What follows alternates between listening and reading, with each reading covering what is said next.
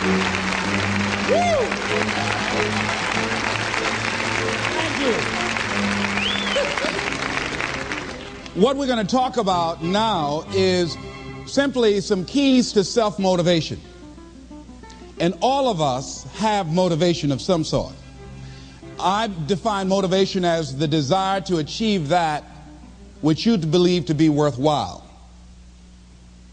And many people go through life never getting in touch with their greatness because of the lack of motivation to push themselves, or because they have not found something that they believe to be worthwhile to challenge them.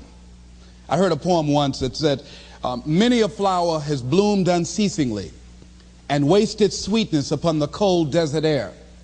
It's translated, that means simply that many a talented persons have gone unnoticed, and the world never had a chance to be exposed to their talent because that person did not take the time to begin to express or to demonstrate or to motivate themselves in the direction to bring that which they came into the universe to bring.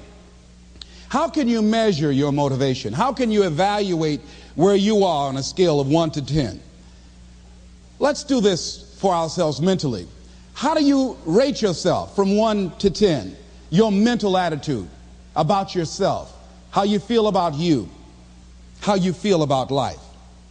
How do you rate yourself on a scale of 1 to 10 in terms of your physical appearance, in terms of your health?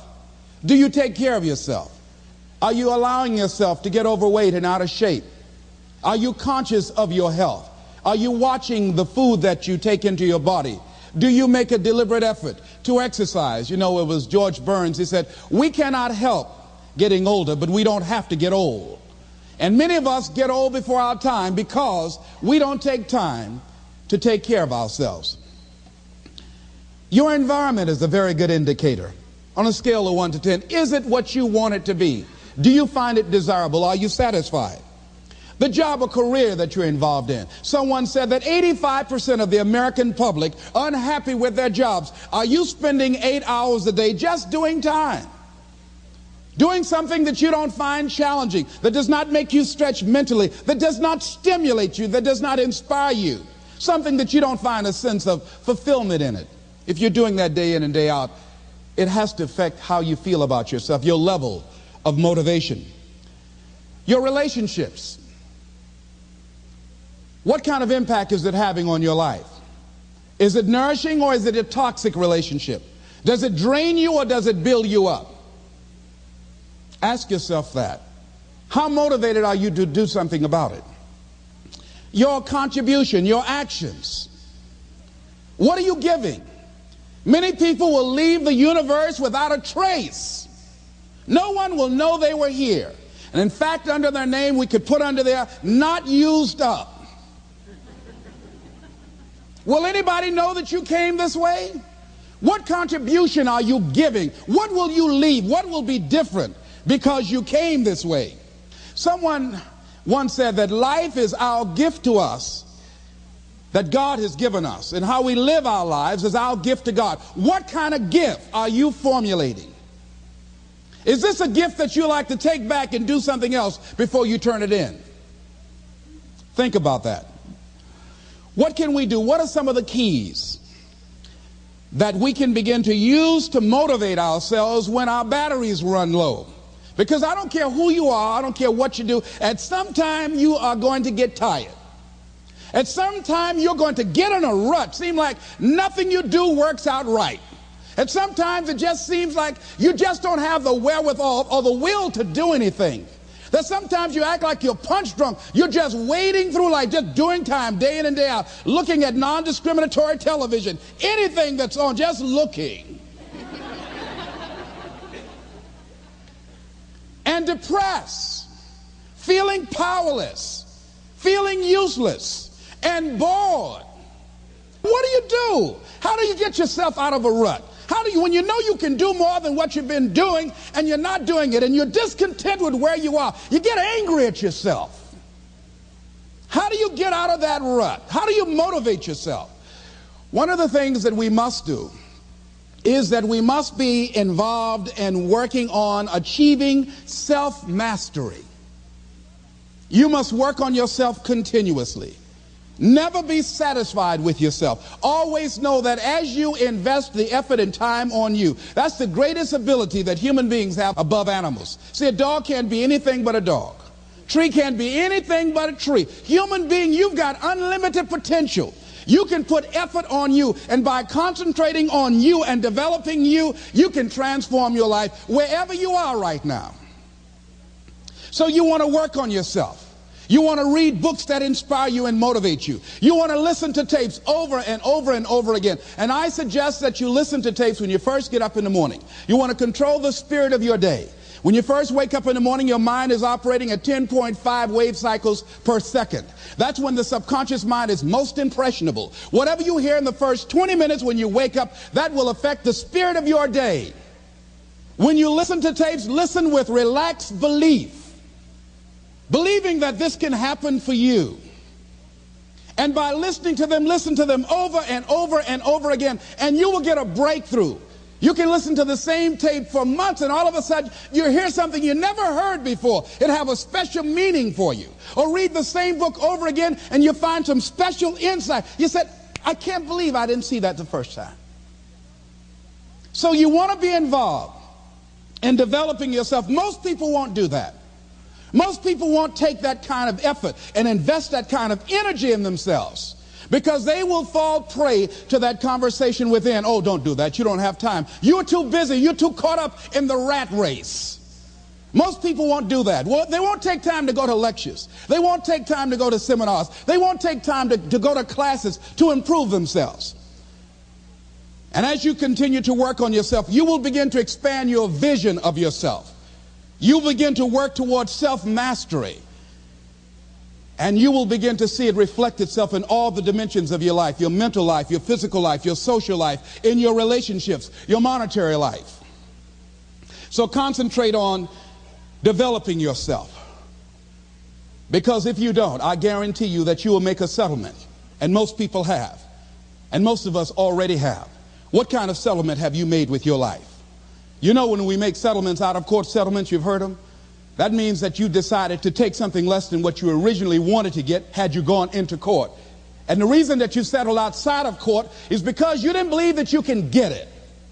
So you made an out-of-court settlement. Many of us are making in-life settlement. We're settling for less than what we actually deserve. We don't feel good about it, but we make it work in our minds. We'll come up with some kind of excuse to make it all right. What kind of settlement have you made with your life? Many of us settle for less than what we want out of relationships because we don't have the courage to change them. I had a seminar I used to do called "Are You Living Together or Dying Together?" Many people are just dying together. Gladys Knight used to have a song that says, "Neither one of us want to be the first to say goodbye."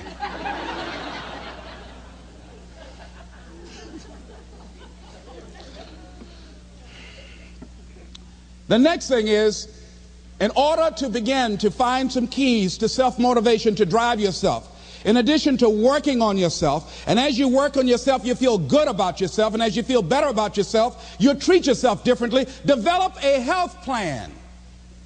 See, you can't feel well and do well if you don't have good health.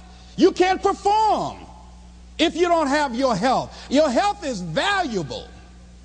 Develop a health plan. A plan that you will follow, because this is the only vehicle that you have to carry you through this experience called life. And you want to take good care of it because you love you enough. You care enough about you. And that's not easy. It is not easy having a health plan and sticking to it. But you're worth it doing it again and again and again. I have lost 22 pounds several times. I always do it. I love potato chips. People who know me know I love M&M peanuts. I love peanut butter and jelly sandwiches. I love my mother's sweet potato pie. I love this. It's not always on my health plan, but I put it on there sometimes. I said life is too short to go without sweet potato pie. if I go tonight, I want you to slip a slice of sweet potato pie in my casket and watch the smile on my face. Next thing is, as you take care of yourself, the next key is keys to motivation, to self-motivation. You want to live life with energy and passion. You want to make a conscious effort to be lively. See, in life, you either saying hello or goodbye. You either on the way or in the way. Leave dead people alone. Some folks just walking around looking sad. How you doing, honey? Stay away from these people. Just go away from them. It affects you.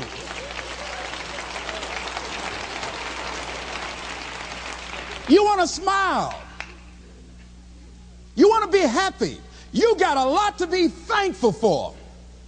But you watch some of the faces around you every day.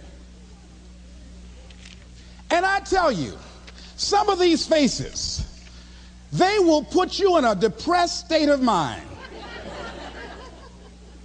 So you want to avoid these kind of faces. When you see them coming, turn your head. Next thing is that you want to monitor your inner conversations.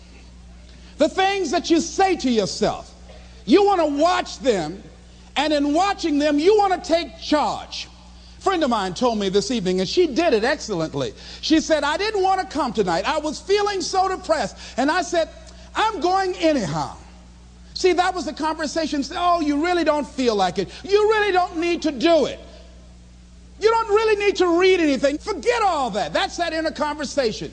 Oh, you don't need to worry about trying to go into your own business. Forget that. You can't do that. What if you lose everything you've got? That inner conversation that stops you from doing the things you want to do less, don't do that. How can you possibly think about being a motivational speaker? You don't have the contacts, you don't have the money, you don't know the right people. You're going to get up there and your mind's going to go blank. Forget all that. You remember that time you got up before some people and you panicked? You stood up and your mind sat down? Don't you remember? And I said, yes. And then I said, shut up. So you've got to learn to stand up to yourself inside yourself. And short circuit, override that conversation that's always going on. 85% of what that conversation will tell you is negative. It's negative. It will tell you you're tired when you really are not tired. It will tell you you can't do it. It will fill you with fear. So you've got to watch that conversation. And when you find it going on, you've got to stand up to it and say, I'm going to do this anyhow. I'm afraid, but I'm afraid not to do it. And I'm not going to let you stop me. The biggest challenge that you will have in life is you. There's an old African proverb that says, if there's no enemy within, the enemy outside can do us no harm. The next thing that is a key to self-motivation is that you've got to ask yourself, what do I want out of life? What do you want out of life? What do you want out of a job? What do you want out of a career? What do you want out of a relationship? What do you want? What gives you your life? How will you know when you got it? What will make you happy? You need to know. You need to start asking yourself some questions. What do I really, really, truly want? You need to be exact about that. Don't be vague. Oh, I just want to be happy. That's too vague. What will make you happy? How will you know when you got it?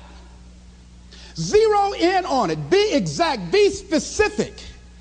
And as you do that, that will stimulate that superconscious mind or the reticular activating system of your mind that will begin to find those things, to identify with it. And once you begin to determine that which you want, take the time to write it down. Don't just think about it. Write it down. That is a subjective process that engages the subconscious mind. Write it down. Once you write it down, read it 3 times a day, morning, noon, and night. Why is that important? Because what it will do, it will cause you to focus. It will cause you to concentrate. When that other conversation is going on telling you what you cannot do, telling you all of the impossibilities and all of the obstacles, your concentrating will begin to create a larger vision within yourself, and you start looking for and seeing some new opportunities. You start creating some openings for yourself. As you begin to read that every day, day in and day out, that will make you focus. That will discipline your thinking. And you'll get all kind of creative ideas. As I talk to you right now, being involved in this immersion process, you're going to create some openings for yourself. You're going to get some ideas. You're going to feel your adrenaline flowing, and you're going to think about something, some idea you had, and you say, I want to go back and I'm going to look at that again from a different vantage point, not from the level of the problem or the obstacles that I encountered, but from a higher vantage point. Because what you will begin to see and to know as I talk to the higher consciousness within you, that you are powerful, that you are a miracle worker. And that inner conversation has conditioned you to believe that you are not. And as you begin to discover the truth of who you are, whatever challenge that you're facing in life, and if you're living, you're facing some challenge, you'll begin to know that you're powerful and that you're a miracle maker.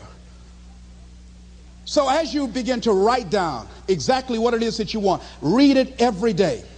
The next thing is, see yourself there. How will you feel once you get there?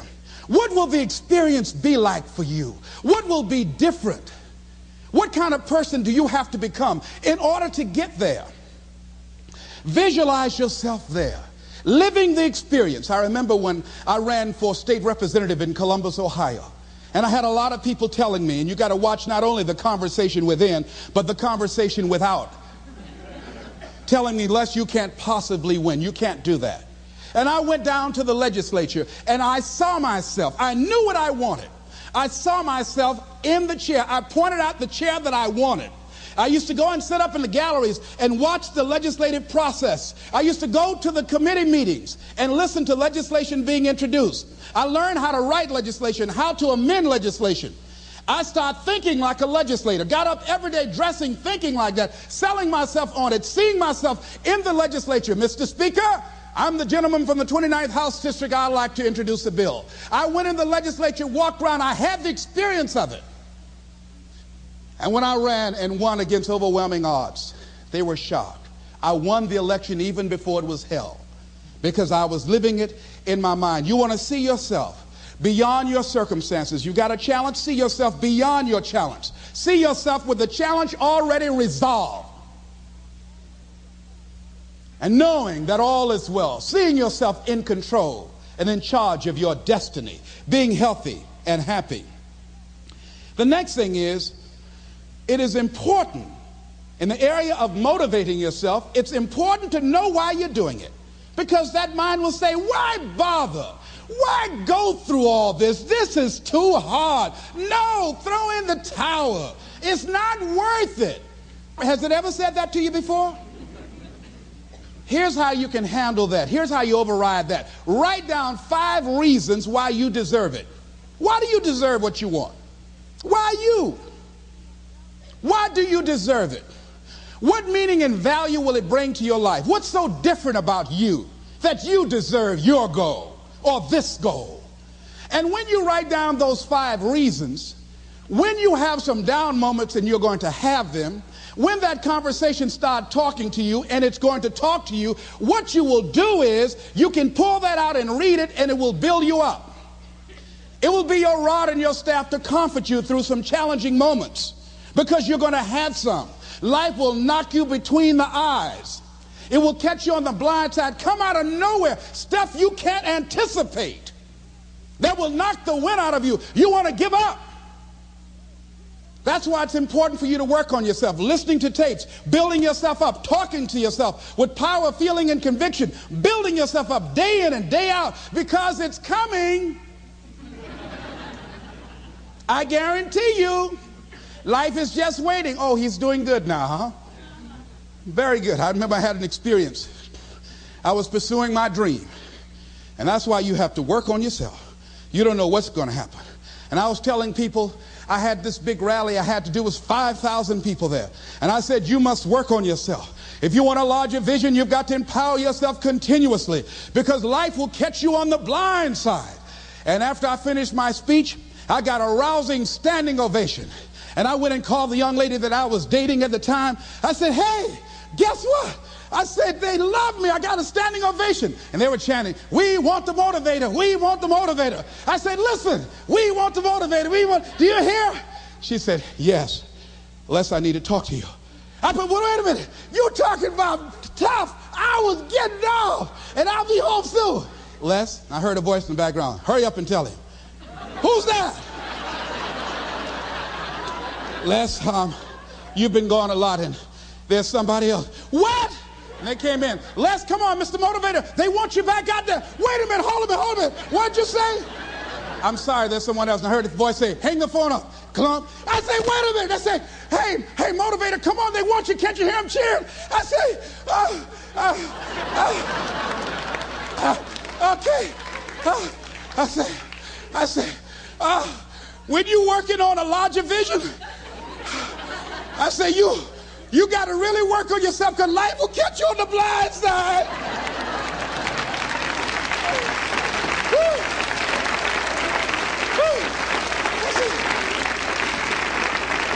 I say, you better be ready.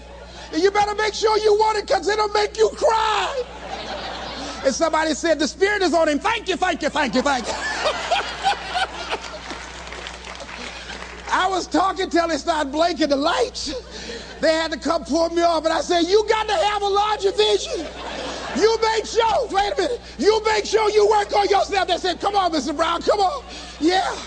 I went back to my hotel room, and loneliness and heartbreak was sitting on the bed, said, are you coming in now? Do you have your larger vision now? How's your positive attitude? Say, get on in here. Are you still breathing? Shut up. No, you want your gold? No, I don't want this gold now. I don't. Life will wear you out. You'll be saying, no, I can't, and no, I won't. You try to read it, can't see nothing through the tears. I went plundering through the drawers in this hotel trying to find a Gideon Bible, anything, you know. I said, somebody, anybody help me. Yahweh, Yahoo, anybody. Boy, I tell you, that's why you got to work on yourself. Because life will send you some curves you cannot anticipate. The next thing is that whatever you do, you want to develop technical mastery. You want to be the best at what you do. You want to master it. See, part of self-motivation is you've got to find something that gives you a strong sense of competence. Well, you become known for that. You develop a reputation of being good at doing that. You set some high personal standards for yourself. You're not competing with anybody else. You're just unfolding yourself to be the best person that you could be. That you want to give the best quality service that you can give, because that is a statement about who you are. The other thing that's the key to self-motivation is recognize the fact that you're going to get into some slumps. Recognize the fact that you're going to encounter a great deal of failure in life. It goes with the territory. But in the face of that, you want to be relentless. When you want something, you don't expect everybody to say, oh, come on in. Oh, you want this? Oh, great. We want to give this to you. You're such a nice person. You're doing it for your family, aren't you? Great. No, life isn't like that. No, many doors will be closed in your face. Many loans that you will want. And they'll say, no, you don't have enough collateral. You don't have enough credit. And most people will give up. But you've got to decide that I'm going to be fearless. I refuse to be denied. And I'm going to go all out. I'm going to be relentless. I don't care how many no's I encounter. I like something Isaiah Thomas said when he's getting ready for a basketball game. He said, I'm going to either shoot us in or shoot us out, but I'm not going to not do anything. And that's the way to go. You can't make a basket unless you shoot the ball. You can't hit a home run unless you take a swing at it. Most people won't even take a swing. Well, I probably won't make it anyhow. That's the conversation within. They probably won't give it to me anyhow. If you want something, you've got to be relentless. You've got to decide, I deserve this, and I'm going to have it. And you go all out to get it. That drives you.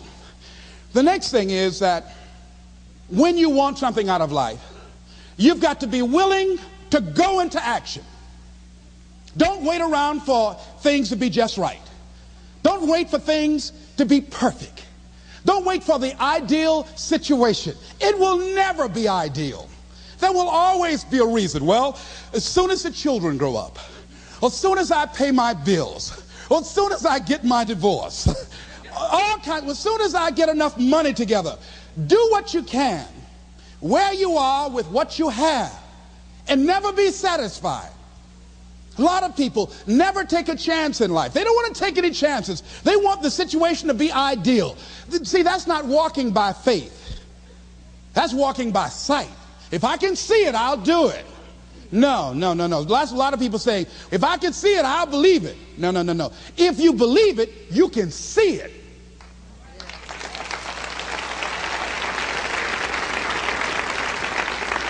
And don't be disturbed because no one else can see it. That's not unusual. That is ordinary. But because you want some different kind of results in your life, you've got to be willing to be unreasonable. If you want unreasonable results in your life, you've got to be willing to be unreasonable. Part of being unreasonable, you don't judge according to appearances. Part of being unreasonable, you can see it because you believe it. That's part of being unreasonable. Part of being unreasonable, you're like Paul who said, you must have the faith to call forth those things that be not as though they were. That's part of being unreasonable. Most people won't do that. Most people say, call me when you get it together. Then I'll support you. The other thing is that one of the keys to self-motivation that empowers you is that you want to find a cause larger than yourself. Find something that you can contribute to. Find something that you can make a difference because you can.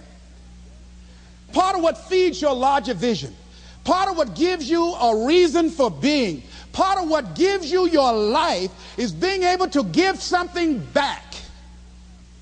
Say, I can't afford to give anything. You can't afford not to give. Give your time. Give your talent. If it's nothing, just to go over there and lick envelopes. I don't know exactly what I'm going to do, but I'm going over there. It's part of my tithing in the universe. Once you develop that special sense of mission, and that's what you develop when you're part of a larger cause than yourself, it drives you. You don't need an alarm clock to get up in the morning. You have special power. You'll go places and folk will like to be around you. They will know there's something different about you.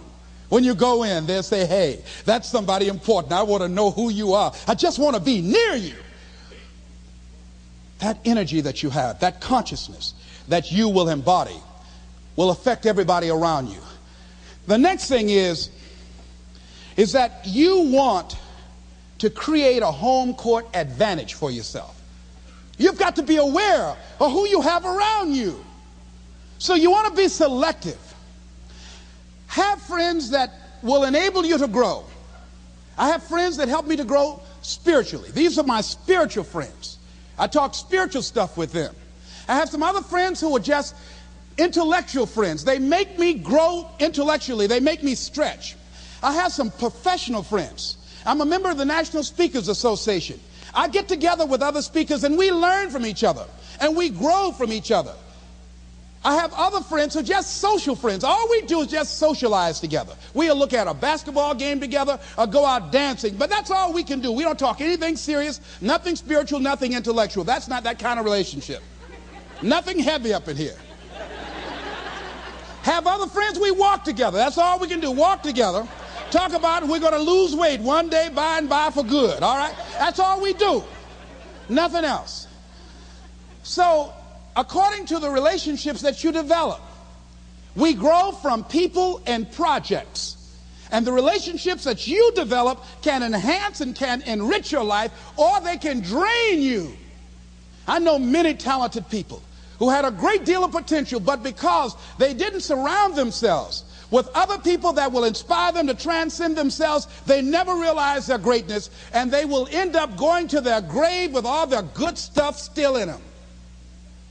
So you want to look at your relationships, the people that you're involved with, the people that you communicate with most often, and you want to ask yourself the question, what am I becoming because of this relationship? Does it inspire me? Am I motivated? Am I encouraged? Am I driven to develop myself? Am I seeking my own greatness? What kind of person am I becoming because of this relationship? Am I becoming more cynical and negative about life? Ask yourself that. The next thing is, you've got to say yes to your life. You've got to say yes.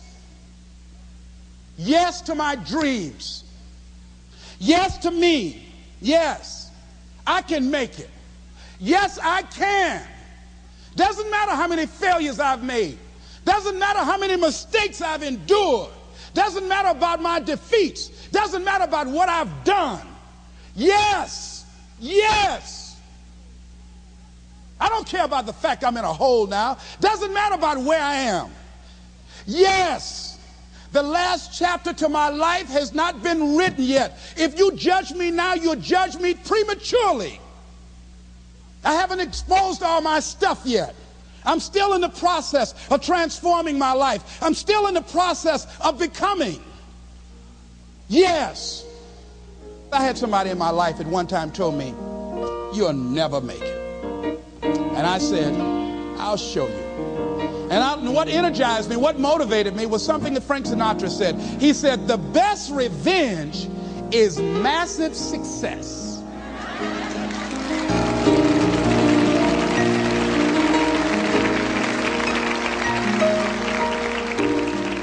I'll show you. You just watch my smoke, as old folks used to say.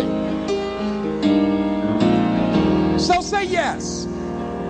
Stand up for your dreams. Stand up for what you want in your life. Decide that your life is so meaningful to you, that you love you and you love life so much that you're going to stand up for something you want. I used to have a saying when I was on the radio, stand up for what you believe in, because you can fall for anything. So what I say to you this evening, that you are powerful. You have miracle working power in your life right now. But you've got to work on yourself. You've got to develop yourself. You've got to talk to yourself day in and day out, selling yourself on you and on your potentials. And you've got to know that you are worth all of your effort. And that the key to your motivation, as you get a larger vision of yourself, is to know that you have something to give. Is to know that you have a reason for being in the universe at this point in time. I want you to stand up for your life right now. Anybody want to stand up for your life? Stand up for your dream? Stand up for your dream.